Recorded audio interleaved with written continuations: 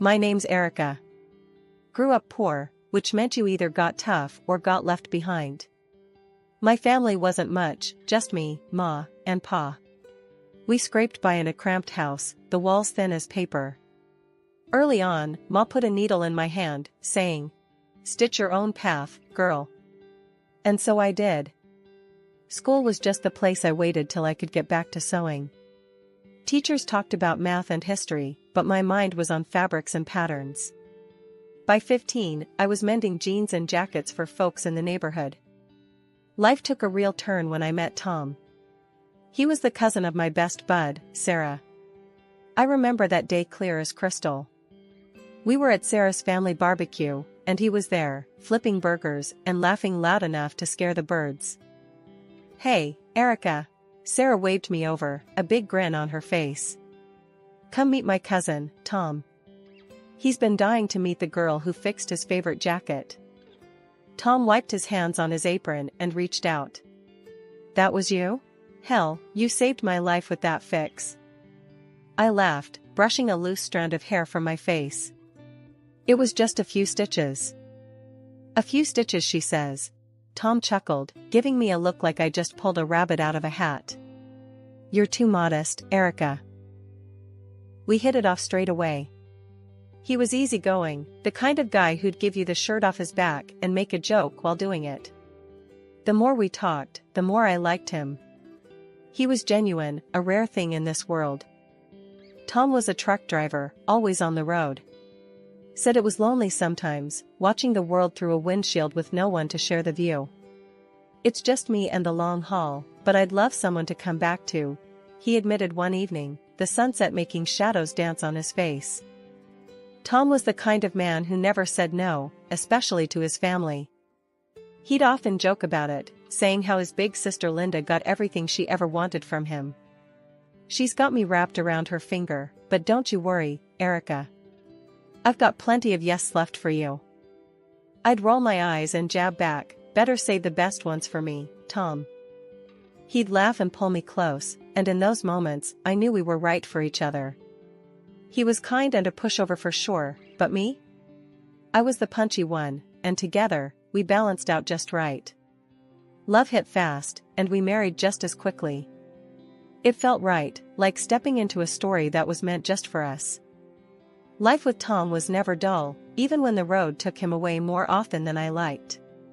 He was out there driving his truck, traversing from one city to another, while I kept the home fires burning and the sewing machine humming. You could say I had become quite the thrifty one over the years. Every penny from my sewing gigs went straight into a jar, and before we knew it, there was $20,000 saved up. It wasn't just pocket change, it was our ticket to something bigger. One evening, Tom rolled in, tired but happy to be home. I was stitching up a storm in the corner of our living room turned makeshift studio. The hum of the machine paused as I made my pitch.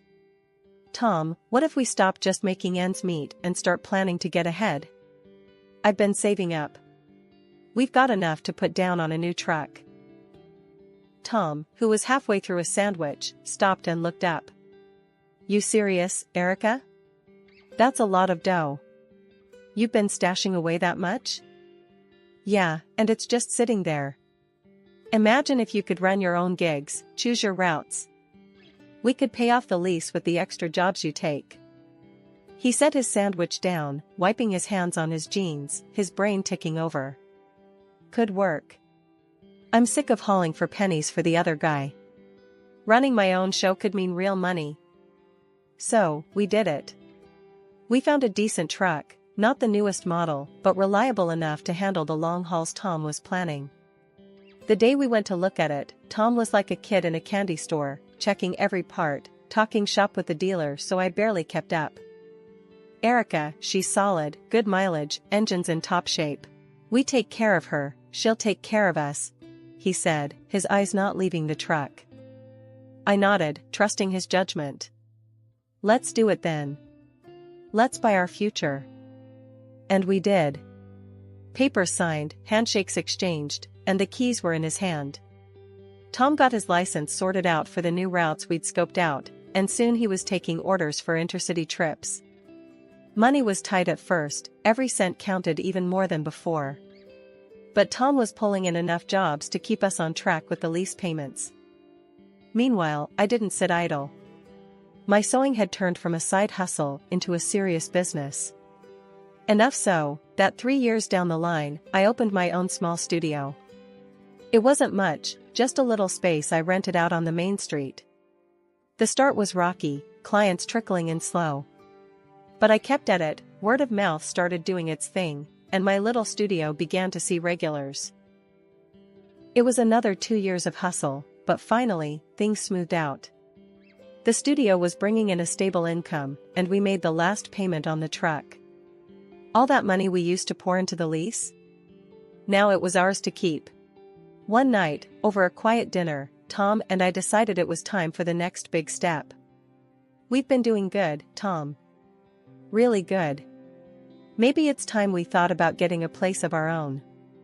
A real house, not this cramped apartment. Tom, who'd been quietly listening, nodded. I've been thinking the same. We've worked hard, Erica. We deserve it. So, we started house hunting, and before long, we found a small townhouse. It was perfect for us, just enough space, a little yard, and a room that I could turn into a proper studio.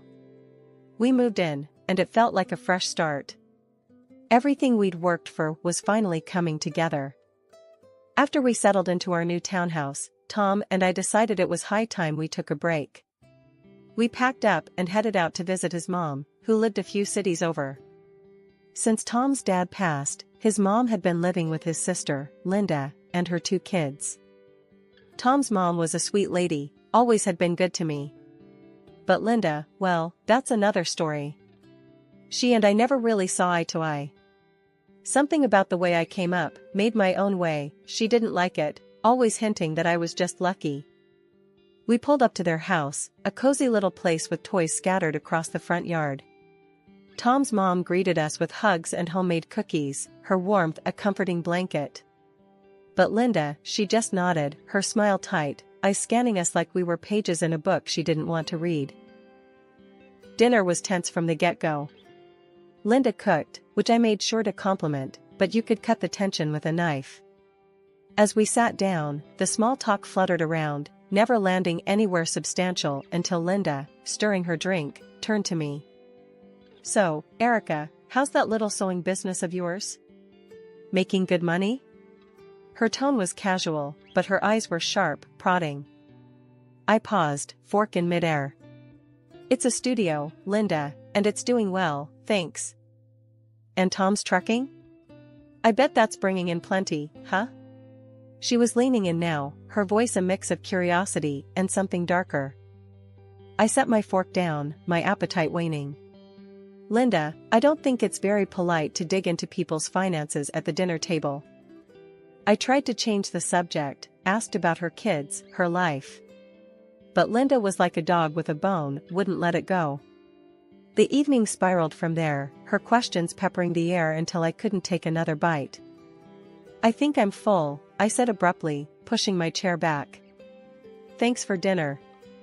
I could feel Tom's eyes on me, the weight of an apology in his gaze. I headed to the living room, the echo of their whispers trailing me. Later, when Tom found me looking out the window, the room was dark, save for the streetlights casting shadows. He came up behind me, his voice low. Sorry about Linda. She's always been a bit much. I turned to face him, his features drawn in the dim light. Why do you let her talk to you, or to us, like that? He shrugged, a helpless gesture that didn't sit right with me. I guess I'm used to giving in to her. Keeps the peace, you know? But at what cost? I pressed, my voice firm. She walks all over you because she knows she can. And now me? Tom ran a hand through his hair, the lines of his face deepening. I know. It's just complicated. She's been having a hard time since Dad passed, and Mom relies on me to not stir things up. I sighed, stepping closer. I get it, Tom, but it's not right. You can't let her push us around, make us uncomfortable in our own family. Where does it end? The next dinner was just as stressful. I tried to make conversation about benign things, hoping to keep the evening light, but Linda had other plans. She wasted no time, diving straight into dangerous waters. "You know, since you two have done so well for yourselves," she started, her voice dripping with a mix of envy and accusation, "I think it's only fair that you think about the rest of us who haven't been so lucky." Tom shifted uncomfortably in his seat, looking anywhere but at his sister. I clenched my fork a little tighter, feeling the calm before the storm. Linda continued, undeterred by our silence. "In fact, I think it's only right if you two give up your claim on Mom's property. After all, you don't need it." "I do." I was stunned. Discussing inheritance in front of Tom's mother, who was very much alive and sitting right there, was beyond inappropriate, it was disrespectful. "Linda, I can't believe you're bringing this up now," I said, my voice low and steady. "It's Mom's decision, not ours or yours." But Linda plowed ahead, her voice rising. "Oh, come on, Erica. You don't need the money. You don't need the house. I'm here with 2 kids, trying to make ends meet. It should be mine. I need it more than you do." Tom looked like he wanted to sink into the floor. He hated confrontation, especially with his sister, but even he looked like he might speak up this time. Before he could, however, his mom intervened. "That's enough, Linda," she said, her voice firm, leaving no room for argument. "I've already discussed this with my lawyer.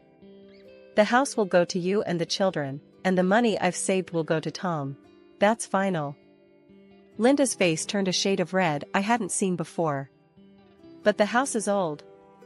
And Erica doesn't need the money, they make plenty." Tom's mom fixed a stern gaze on her daughter. "The house being old doesn't change my decision, and it's not your place to comment on Erica's finances. What you need to do is stop counting on others and maybe get a job to support your children." Silence fell like a heavy curtain.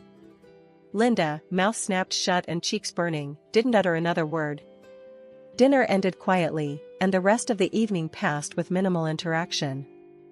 The remainder of the week, I spent a lot of time with Tom's mom.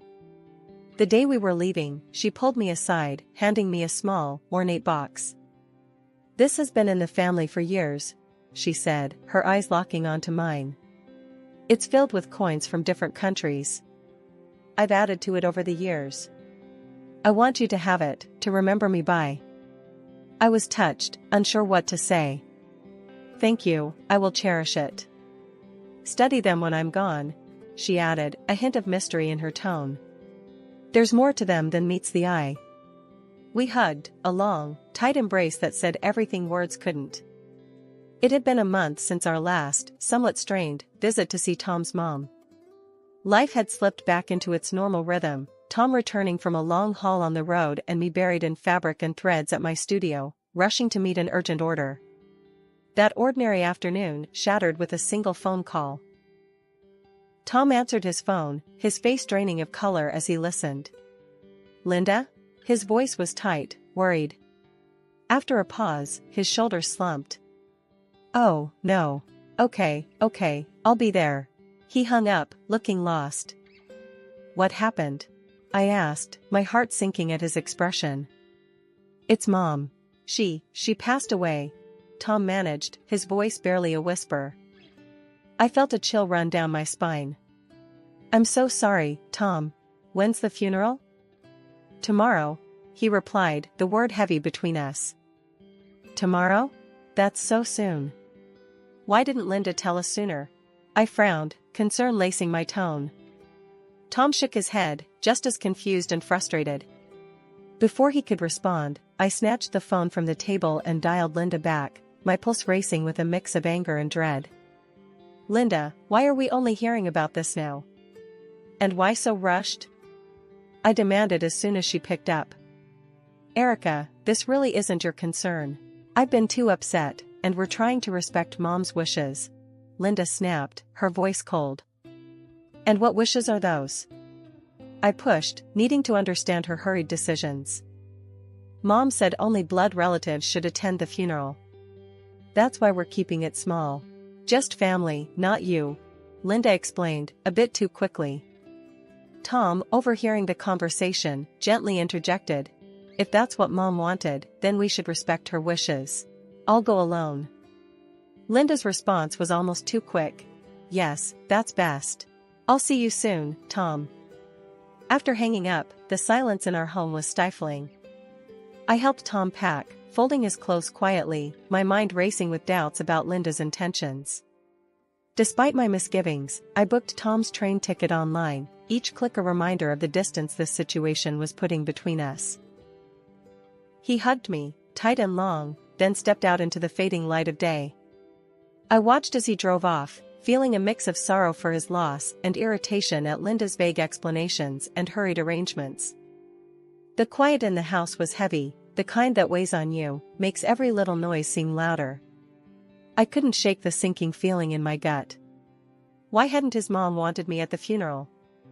We had a good thing, a genuine respect for each other. It didn't add up. Dragging my feet back inside, I noticed the small, ornate box on the mantel, one that Tom's mom had entrusted to me during our last, happier visit.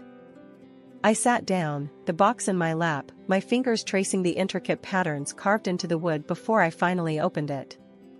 Inside, nestled among various old coins from around the world, was a folded piece of paper, clearly her handwriting visible even before I pulled it out. Unfolding the note, I read her words, each one a mix of warmth and warning. My dear Erica. Thank you for the laughter and strength you've brought into our family. Please, make sure you are with Tom at my funeral. I know Linda well, she will try to sway him to give up his rightful share, playing on his kind nature. I trust you to stand by him, as he may not have the heart to stand up to her alone. I read it twice, then a third time, each word sinking in deeper. Linda had lied. She'd played us all, hoping to manipulate Tom in my absence. Rage bubbled up inside me, not just for the deception, but for the sheer audacity of her plan. I grabbed my phone and dialed Tom's number, pacing the room as it rang. Erica? What's up? I'm still at the station, Tom answered, his voice tired. You need to wait for me, please. Don't get on that train. I'm on my way. I didn't wait for his response. I ended the call, grabbed my bag, and headed out the door. My mind was racing as I hailed a taxi to the station. Traffic seemed to conspire against me, every red light a barrier to my urgency, but I made it just in time. Walking into Tom's late mother's house felt like stepping onto a stage where a drama was already in progress. The moment Linda saw both of us, her face twisted in a mix of surprise and anger. She almost sputtered. What are you doing here, Erica? Nobody called you. I met her glare steadily. I came to say goodbye to your mother, I said simply. Linda huffed, turning away to hide the fury in her eyes. The funeral was a modest affair. I stayed at the back during the ceremony, saying my silent goodbyes to a woman who had shown me nothing but kindness. Afterward, everyone returned to the house. The mood was somber as we gathered in the living room, waiting for the notary to arrive and read the will. Linda paced nervously, casting glances at me that could freeze boiling water. When the notary finally cleared his throat and opened his briefcase, everyone settled down. As per the last will and testament of Marjorie Ellen Davis, he began, his voice formal and echoing slightly in the hushed room. Linda's eyes were locked on the papers as the notary read through the legal jargon to the heart of the matter. To Linda, I bequeath the family home and all contained within. To Thomas, I bequeath the sum of $400,000. The reaction was immediate. Linda's face crumpled into tears, her sobs theatrically loud. But how can I live in that house? It's falling apart. I have no job, how will I provide for my children? Tom, ever the soft heart, looked at his sister with something akin to guilt. His eyes met mine, filled with a turmoil that said he was torn by his sister's pleas. The notary, unfazed by the display, asked if there were any questions. Linda, through her tears, begged Tom directly. Please, Tom, think of my kids. They're your nieces. We need that money more than you. Tom opened his mouth, likely to offer some kind of compromise, that was his nature. but I couldn't stand it anymore. I stood up, my chair scraping loudly against the wooden floor. The room fell silent, all eyes on me. Linda's sobs hiccuped into a shocked silence. "Enough, Linda," I said, my voice steady and clear. Everyone in the room turned to look at me, surprised by the force in my voice. "I know what you've been trying to do, and it's going to stop, right now." I pulled out the note, unfolding it with shaking hands, but a firm resolve. I read it aloud for everyone, my voice echoing in the suddenly quiet room. "Please make sure you are with Tom at my funeral. I know Linda well, she will try to sway him to give up his rightful share, playing on his kind nature." Linda's face went from sad to furious in a heartbeat. When I finished, she looked around, seemingly gauging if anyone would come to her defense. When no one did, she finally spoke, her voice venomous. "I deserve that money more than he does," she spat, standing up to face us all. "I have kids to care for, a house that's falling apart. Why shouldn't I have it?" It was Tom's turn to stand. "Because it's not what Mom wanted, Linda," he shouted, louder than I'd ever heard him before. "You've always used me, always expected me to just roll over and do what you say, because you're my sister. Well, not anymore." Linda recoiled as if he'd struck her, her face a mask of disbelief. She stared at him, her mouth open, tears stopping as if cut off by a switch. "I'm taking the inheritance Mom left me, and I'm putting it where it can do some good," Tom continued, his voice firm and resolute. The shock on Linda's face gave way to real tears, tears of defeat, not manipulation. She sobbed, covering her face with her hands, her act finally crumbling under the weight of Tom's declaration. We didn't stay much longer after that. Tom took my hand, and we walked out together, leaving Linda to her reality. As we drove home, the car was filled with a tense silence. Finally, Tom spoke, his voice quiet but strong. "I'm sorry for all this, Erica. For letting it go on this long. After securing the inheritance, we made some big moves. We split the $400,000, investing it smartly into both our futures. It felt good, right, even, to put that money to use in ways that would honor the memory of Tom's mom. First off, we bolstered the atelier. I hired a couple of skilled assistants and expanded our workspace. It was amazing to see my dream of a bustling studio come to life, filled with creativity and the steady hum of sewing machines. "Looks like you're building an empire here," Tom joked one afternoon as he watched us lay out fabric for a big order. Tom, on his side, didn't waste any time either. He used his share to buy 2 more trucks, expanding his fleet. "Gotta keep up with you, Erica. Can't have you outdoing me in ambition," he'd said with a wink. Hiring drivers came next, and soon, he had his own small but thriving transport company. It was a proud moment for us both, signing off on those trucks, knowing they were entirely ours, no loans, no debts hanging over us.